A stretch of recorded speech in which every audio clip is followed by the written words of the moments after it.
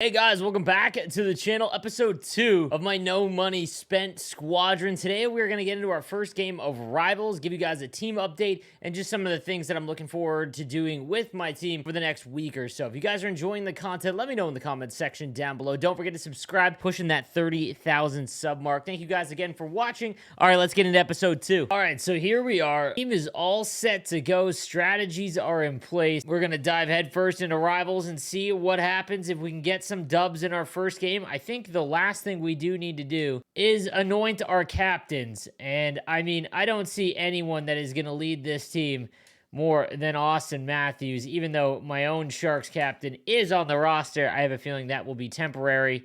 So we will throw the C on my man Austin Matthews. The A, that's going to go, I think that's going to go to Adam Fox because, well, he is just going to be on the squad. He was the first real star player that we got. And there we go. He will get the other A. All right, guys, we are all set to go. Game number 1, our first Rivals game on our no money spent team. It could get ugly, but the team is in place. The strategies are sound, and we're ready to go. All right, game number 1. Here we go. Let's see if we can hang. Game number 1 of our no money spent team.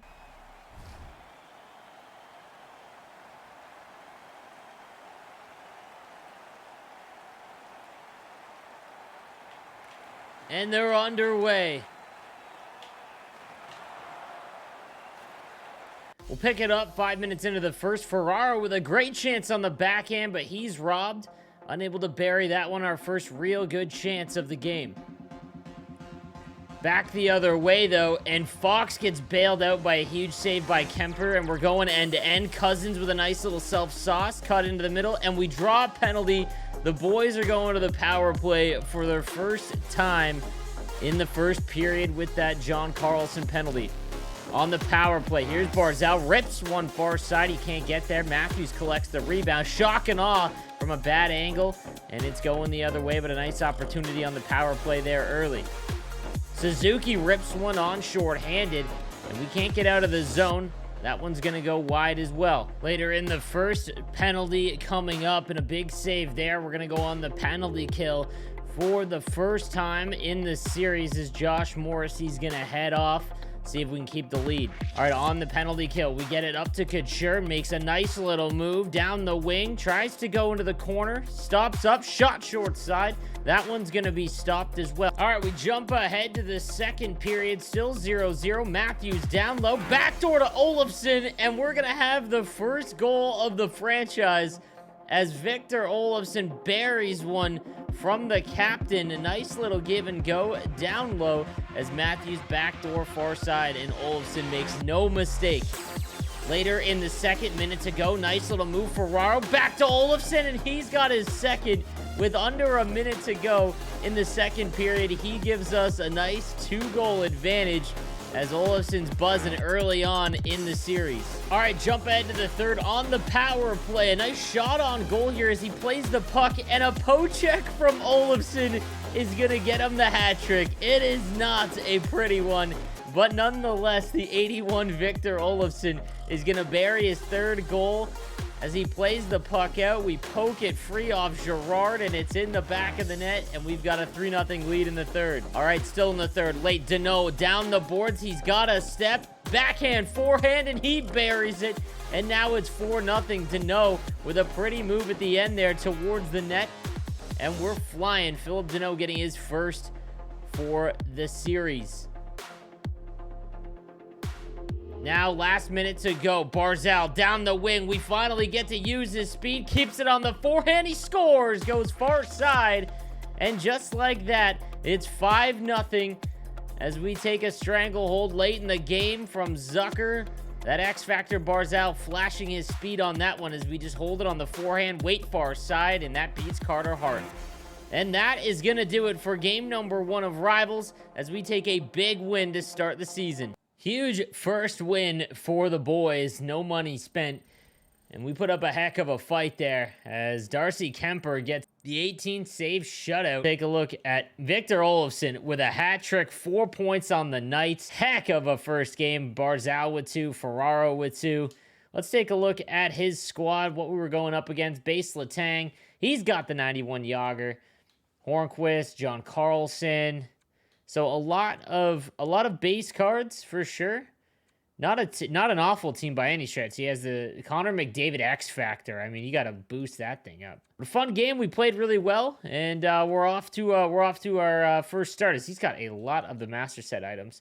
Who was in net for him? He had Carter Hart in net. Tough go for him. So after the game, I go and take a look at the auction house to see what's available. I'm honestly looking for Taylor Hall, to be honest with you. On Xbox, he's going for about 10,000 coins, which is a little bit much, and I don't really want to pay that. But however, as I'm going, it just so happens that we've got one ending with about half the price with about 20 seconds to go. Guys, always take a look at the expiring bids. Big win. Huge acquisition for the boys. We able to score Taylor Hall for only 4,500 coins.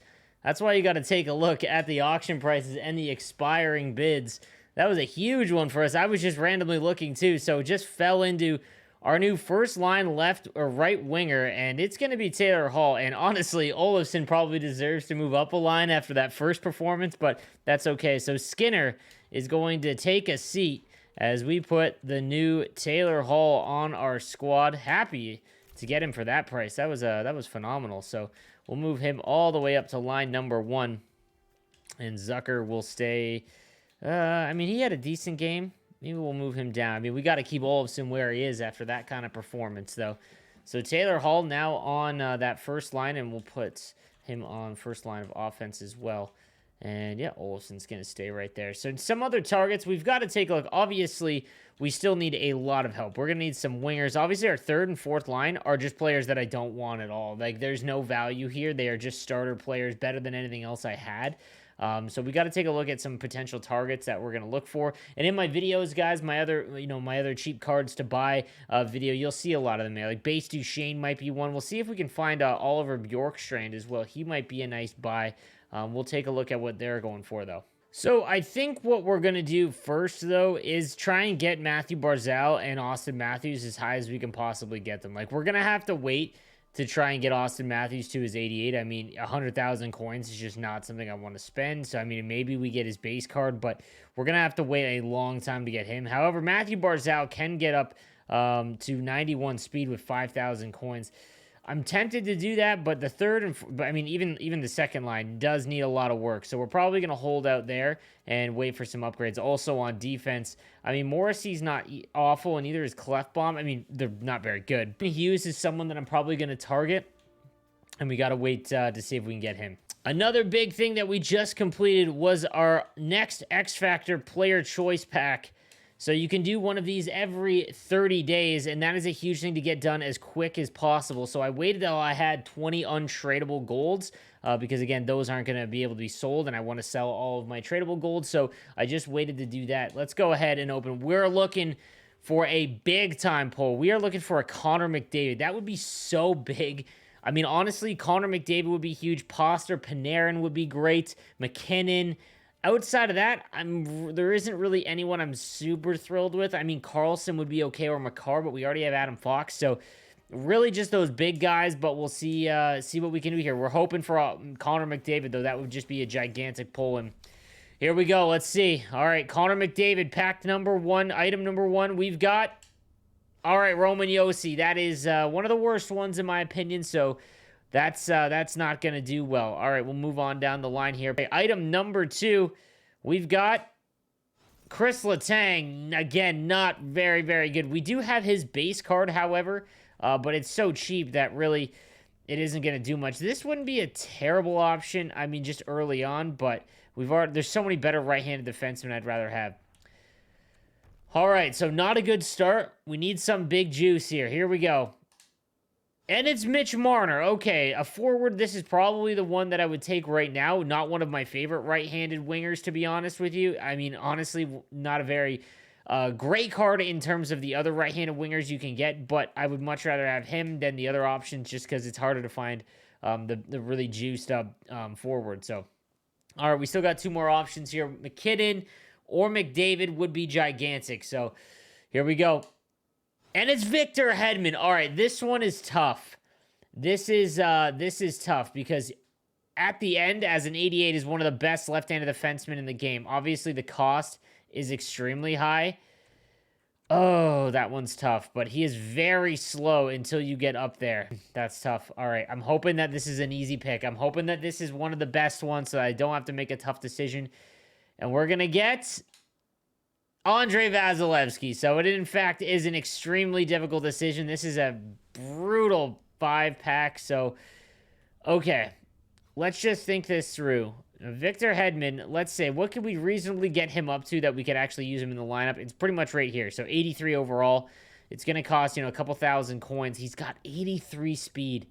That is just really tough to use. His 85 will cost 40K, and he gets up to 85 speed, stays at 85, and only at 86. The thing I will say is that his 88 Master Set item is so much cheaper to acquire than this card is to level up entirely, that it leads me to think that I'm going to pass on this because I can still make Victor Hedman even though the event ends, which is a big bonus of the new event.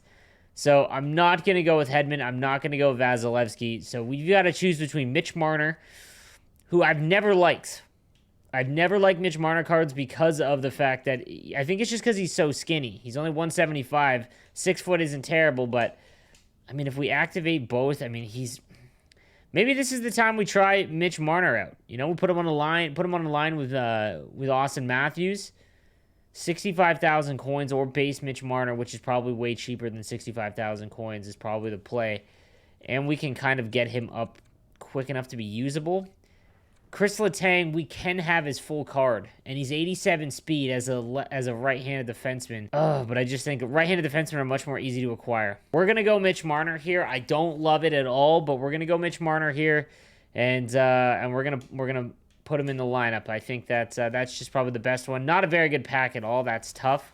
I haven't had great luck with the packs so far in terms of X factors. So let's go ahead and put Mitch Marner on the lineup. All right, so we've got Mitch Marner up to an 82 now. We're gonna put him on the second line right now. Move Cousins down to the third line, and we'll see. He can't. I mean, until he gets up to his max, he's not gonna replace Barzal. Barzal's one of the best right-handed wingers early on in the game.